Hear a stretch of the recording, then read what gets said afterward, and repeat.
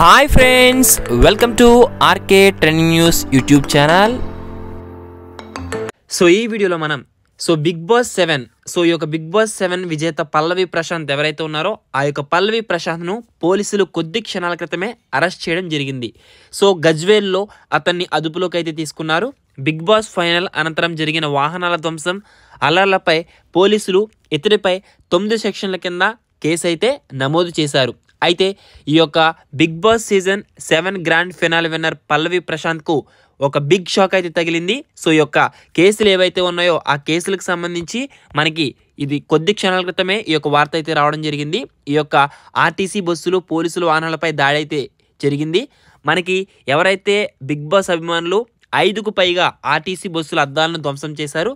అక్కడ బందోబస్తుకు వచ్చిన పంజాబ్ గుట్ట ఏసీపీ మోహన్ కుమార్ కారు కూడా అద్దంతో పాటు పోలీస్ బెటాలియన్ బస్సు అద్దాన్ని కూడా ధ్వంసం చేసినట్లుగా సమాచారం. దీంతో పోలీసులు రంగంలోకి దిగి అభిమానులను అక్కడి నుంచి పంపించేశారు. అనంతరం ఈ ఘటన పైన మనకి కేసులు నమోదు చేశారు.